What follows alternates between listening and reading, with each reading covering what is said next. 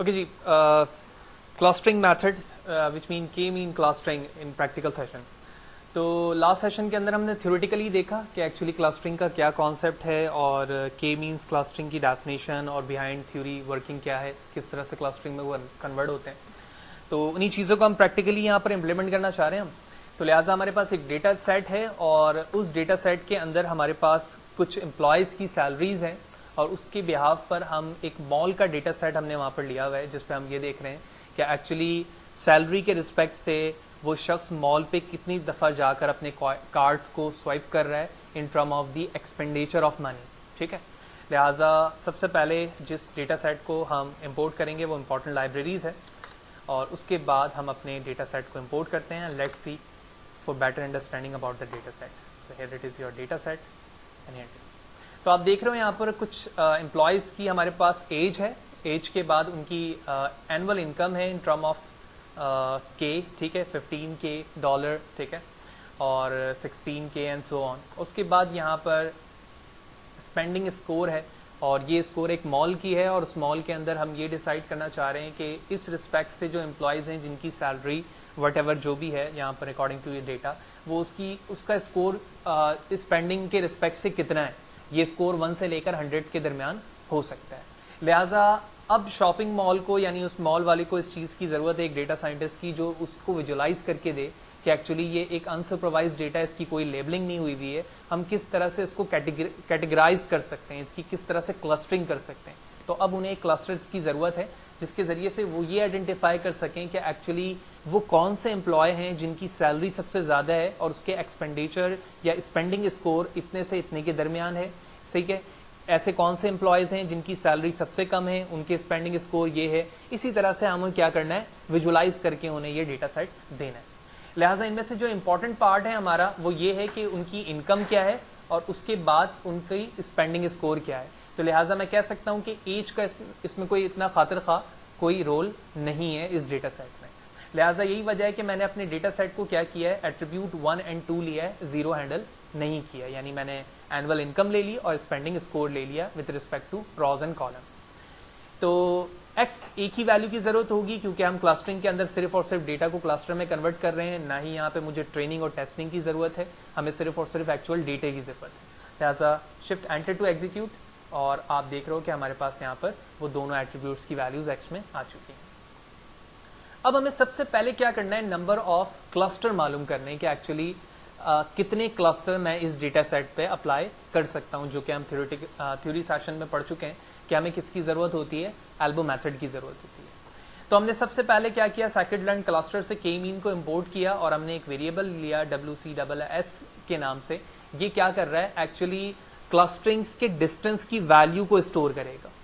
ठीक है, जो थियोरेटिकली सेशन पे हमने देखा था कि नंबर ऑफ क्लस्टर्स किस तरह से अपने वर्क कर रहे होते हैं, तो वो डिस्टेंस को काउंट करते हैं कि एक क्लस्टर से जो पहला डेटा है वो कितने डिस्टेंस पे है और उन तमाम क्लस्टर्स की वैल्यू के डिस्टेंस का स्क्वायर कर कर वो तमाम वैल्यू को सम करेगा और सम करने के बाद इस वेरिएबल में स्टोर करता जाएगा। उसके बाद मैंने एक लूपिंग चलाई आई की वैल्यू 1 से लेकर 11 तक, जो कि नंबर ऑफ क्लस्टर्स को एक्स एक्सिस में जाहिर करने के लिए, और हर एक क्लस्टर्स की मैपिंग में मैंने के मीन्स को कॉल किया। इसमें नंबर ऑफ जो क्लस्टर्स होंगे वो किसके रिस्पेक्ट से चलेंगे, आई के, यानी 0, 1, 2 या 1, 2, 3, 4, 5 to 11। उसके बाद मैंने इनिशियलाइजेशन को किसके लिए फॉलो किया है, के मीन प्लस प्लस, और हम जानते हैं के मीन प्लस प्लस किस चीज़ को हैंडल कर रही होती है, रैंडमाइजेशन को, कि कौन सी वैल्यूज कहाँ पर होगी, कौन सा क्लस्टर कहाँ पर होगा, ये चीज़ फॉलो करेगी। और रैंडम स्टेट एज यूजुअल हमारा 0 रहा। ये तमाम चीज़ें लूपिंग में चलती गई, एक एक वैल्यू स्टोर होती गई और हर एक क्लस्टर के डिस्टेंस का स्क्वायर्ड सम इस वेरिएबल के अंदर क्या होता जा रहा है, ऐड होता चला जा रहा है, सेव होता चला जा रहा है। उसके बाद हमने उसी रेंज की वैल्यू को प्लॉट किया। देखो एक्स एक्सिस हमारा क्या है, 1 से लेकर 11 तक, यानी जो भी वैल्यूज आपने दिए, और इसकी वाई एक्सिस की वैल्यू वो हो गई जो डिस्टेंस का स्क्वायर है। ठीक है ना, डिस्टेंस का स्क्वायर वाई एक्सिस पे आ गया। हमने टाइटल्स दिया, वाई लेबल एक्स लेबल दिया और उसके बाद हमने इसको शो करा दिया। Let's see, shift enter to execute and अब हम देखेंगे कि एल्बो मेथड विजुलाइज होने के बाद हमें किस तरह से दिख रहा होता है और वहां पर जहां पर हमारा एल्बो एक्सपेंड होगा वहां पर हम नंबर ऑफ क्लस्टर समझ जाएंगे। So here it is. आप यहां पर देख रहे हो कि ये नंबर डिस्टेंस को जाहिर कर रहा है, डिस्टेंस के स्क्वायर का सम, यानी फॉर एग्जांपल अगर डिस्टेंस एक क्लस्टर का एक डेटा के साथ 2 है तो हमने उसका क्या किया, सबसे पहले स्क्वायर किया, स्क्वायर करने के बाद तमाम वैल्यूज के स्क्वायर का सम मालूम किया है। तो यही वजह है कि जो पहला डेटा है हमारा क्लस्टर का वो सबसे ज्यादा डिस्टेंस पे, फिर ये हमारा सेकंड पॉइंट है और ये हमारा थर्ड पॉइंट है। तो थर्ड पॉइंट जो है हमारे डिस्टेंस का, उसके बाद से आप डेटा की विजुअलाइजेशन देख रहे हो कि वो एक स्टेडी मोड के साथ है। तो ये वो डेटा है या ये वो पॉइंट है जो हमारे एल्बो को रिप्रेजेंट कर रहा है। और अगर आप एक्स एक्सिस की वैल्यू देखें तो ये नंबर ऑफ क्लस्टर्स किसको रिप्रेजेंट कर रहा है, 5 को। लिहाजा अब मैं अपने इस डेटा पॉइंट पे कितने क्लस्टर्स बनाऊंगा, 5 बनाऊंगा। तो अब हम मूव करते हैं क्लस्टर्स की तरफ। तो क्लस्टर्स पे जाने से पहले हमें सबसे पहले क्या करना है, उन वैल्यूज को 0 to 5 या 1 to 5 चेंज करना है। किस वैल्यू को, जो प्रिडिक्ट होकर आएगी हमारे पास, क्योंकि प्रिडिक्ट वैल्यू ही के बिहाफ पर तो मैं विजुअलाइजेशन कराऊंगा। यानी जिस तरह से पहले लेबल डेटा पर हमारे पास क्लासेस बनी हुई होती थी 0, 1, 2, 3 एंड 4, तो अब मुझे क्या करना है, 5 क्लासेस बनाने हैं अपने इस डेटा सेट पे जिस वेरिएबल का नाम है x। यही वजह है कि मैंने इसे क्या किया है, फिट किया है अपने k मीन्स पर। कैसे, k मीन्स ऑब्जेक्ट क्लास को कॉल किया, कितने नंबर ऑफ क्लस्टर्स हैं, 5। पहले मैंने यहां पर क्या लिया हुआ था, i, तो i किस चीज को रिप्रेजेंट कर रहा था, इस ग्राफ पे देखो 0 to, ये वैल्यू क्या होगी, 11 होगी, ऐसा ही है। तो 1 to 11 वैल्यू कह सकता हूं मैं यहां पर। लेकिन अब मुझे फाइनली पता चली है कि नंबर ऑफ क्लस्टर्स कितने होंगे, 5 होंगे। यही वजह मैंने यह लिख दिया। इनिशियलाइजेशन रैंडमाइजेशन प्रॉब्लम कौन रिजॉल्व करेगा, k मीन्स, और उसकी वैल्यूज जो है रैंडम स्टेट की 1 है। तो मैंने एक वेरिएबल बनाया y k मीन्स के नाम से, उसके अंदर मैंने k मीन्स की प्रोडक्ट वैल्यू को क्या करवा दिया, शो करवा दिया। यानी इसका मतलब ये हुआ इन सिंपल वर्ड कि जो मेरे x की वैल्यू है, ठीक है, ये जो x है, जब मैं इस दो लाइनों को शिफ्ट एंटर टू एग्जीक्यूट करूंगा तो ये वेरिएबल आ गया हमारे पास, ये देखो, और ये है हमारा वेरिएबल x। तो इसका मतलब ये हुआ कि जिस एम्प्लॉय की सैलरी एनुअल 50K है और जो स्कोर स्पेंड करता है 39 आउट ऑफ 100, इसका ताल्लुक किस डोमेन से होगा, क्लस्टर 4 से। इसी तरह सेकंड वाले का 3 से 4 से। ये देखो जितने यहां पर वैल्यूज हैं 199 2 पे और इसी तरह 199। तो ये क्या हो गया, एक्चुअली उस डेटा को हमने क्लासिफाई करके यहां पर प्रेडिक्ट करवा लिया। अब फाइनली मुझे किस चीज की जरूरत है, विजुअलाइजेशन की। यानी अगर कोई शख्स ये कहता है कि आप विजुअलाइज करके सिर्फ शो करवा रहे हैं, एक्चुअली मुझे नंबर क्यों नहीं दे रहे हैं, तो मैं उसे कौन सा नंबर दे सकता हूं, ये वेरिएबल्स दे सकता हूं जो कि इस चीज को रिप्रेजेंट करेगा कि जो डेटा यहां पर मौजूद है वो इस क्लास को रिप्रेजेंट कर रहा है। और अब मैं फाइनली ये बात कह सकता हूं कि इस वक्त मेरा ये एल्गोरिथम मेरे अनसुपरवाइज्ड लर्निंग को सुपरवाइज्ड लर्निंग की तरफ ले जा चुका है। ऐसा ही होता है सुपरवाइज्ड लर्निंग में, डेटा हमारे पास डेटा लिखा होता है, इंडिपेंडेंट वेरिएबल होता है और एक डिपेंडेंट वेरिएबल होता है। तो पहले तक हमारे पास सिर्फ और सिर्फ क्या मौजूद थे, इंडिपेंडेंट वेरिएबल थे। लेकिन अब मैं कह सकता हूं ये क्या है, ये डिपेंडेंट वेरिएबल है। किन चीजों पर ये डिपेंड करता है, इन दोनों पर डिपेंड करता है।